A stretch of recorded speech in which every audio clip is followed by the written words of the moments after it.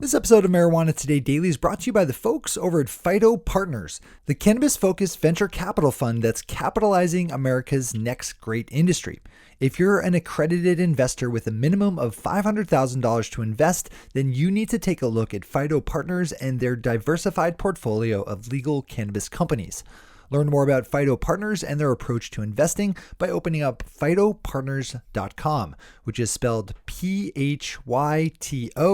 partners.com. That's P-H-Y-T-O. Good morning, Marijuana Nation. It's Wednesday, June 14th, 2017, and you're tuned in to episode 268 of Marijuana Today Daily. I'm your host, Shay Gunther, and I'll be walking you through today's marijuana news and headlines.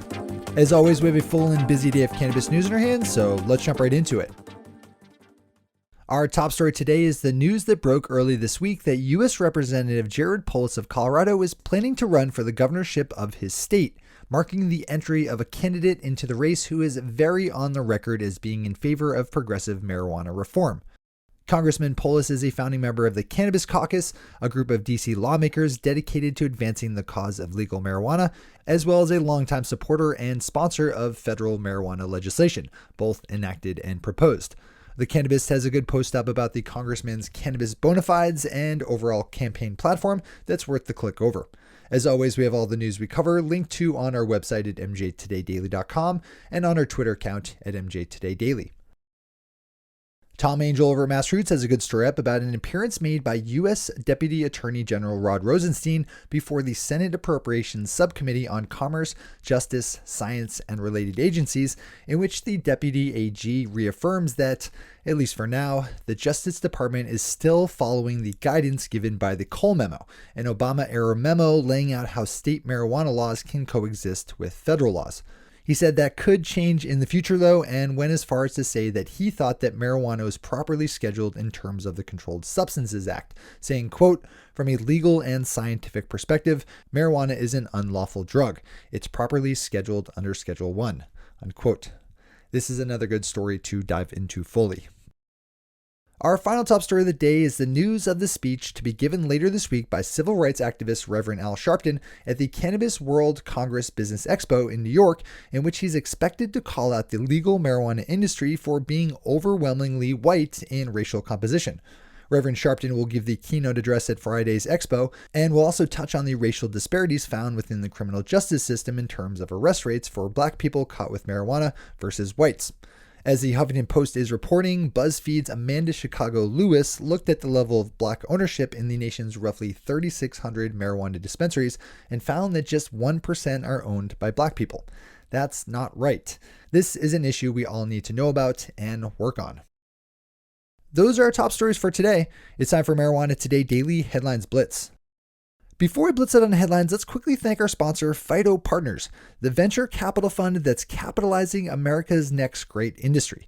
Phyto Partners takes an approach to investing that focuses on legal cannabis companies that provide products and services that are mandated by laws or regulations. They're able to leverage their 11 portfolio companies to help each grow, always looking for places where they can collaborate on projects and initiatives. This isn't just money, it's smart money. And if you have some of your own that you'd like to put to work in legal cannabis, then Phyto Partners is one of the best places around to do it. Swing over to phytopartners.com to learn more. That's spelled P-H-Y-T-O, partners.com. All right, time for the blitz. On Monday, Nevada Governor Brian Sandoval signed 3 marijuana bills into law and vetoed 1. The newly signed bills will reduce the fee for medical marijuana patient registration cards to $50, mandate clear child-proof packaging for edibles, and impose a 10% excise tax to be funneled into the state's rainy day fund and a 15% wholesale tax on medical and adult use marijuana. Vetoed was a measure that would have allowed people with marijuana convictions on their record to have them expunged as long as they matched or were of a lesser charge than current laws allow. I've reported before on the story of Colorado marijuana company Rodrigues and their efforts to sponsor a NASCAR racing team. Regular listeners should remember the story I reported on last month when Rodrigues tried to sponsor driver Carl Long, only to have their logo removed at the last moment because they didn't exactly follow NASCAR's approval process. This time, the sponsorship-savvy company is back and has dotted all the I's to secure a sponsorship of Bobby Earnhardt, nephew of racing legend Dale Earnhardt Jr. Earnhardt debuted the new sponsorship during a race this weekend in Pennsylvania. Oregon Business has a good story up about a growing conflict in Oregon between legal marijuana companies hungry for electricity to power their operations and traditional industrial users upset about having competition for electricity supply. As long as marijuana is an electricity-heavy industry, this kind of thing is likely to pop up all over the place. So this is a good one to click over for the full read. Turning our sights south to Florida, we have State House Majority Leader Ray Rodrigues, sponsor of the medical marijuana legislation recently passed under special session, defending his bill's ban of the smoking of medical marijuana and vowing to win in court should a lawsuit be filed against him. As I've reported on in recent days, activist and lawyer John Morgan said that he would do just that, vowing to sue for the rights of patients to smoke their medicine. We'll definitely be tracking this one. On Monday, news broke of a meeting held between the U.S. Attorney for Oregon and high-level state officials to discuss the state's legal marijuana industry, with the local state officials pressing the case and need to continue regulating legal cannabis sales. The meeting was requested by Oregon U.S. Attorney Billy Williams after a draft report was published by the state police suggesting that Oregon was a source for the illicit marijuana market. The final version of that report has yet to be published, and state police say the draft version was incomplete. This is a good one to click over for the full read. The AP is reporting that Hawaiian medical marijuana dispensaries are burning up buckets of cash as they await final approval to actually sell medical marijuana. As I've reported on in the past, Hawaii has had a very, very slow rollout of their medical marijuana industry, with the current final holdup being the licensing of the testing labs that will analyze the safety of cannabis before it hits retail shelves. One dispensary, Aloha Green, on the island of Oahu, said they're spending more than $100,000 a month in overhead as they wait for the state to greenlight sales. State officials say they are likely to grant at least one testing license sometime this summer, but said they don't want to rush the process and risk any kind of contamination problems.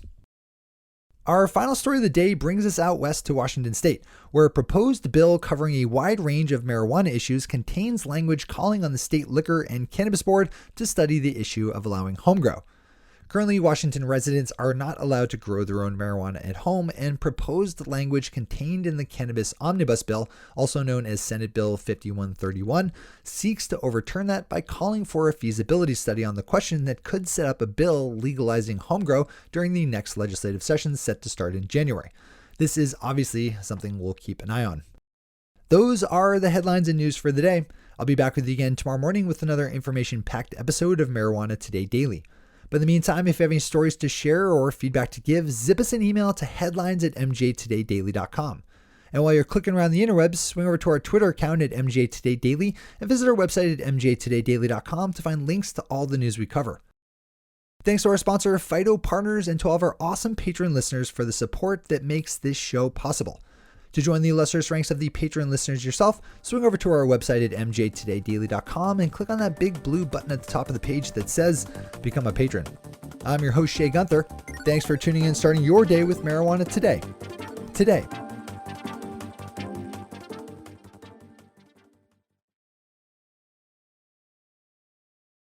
One take, Shay. One take.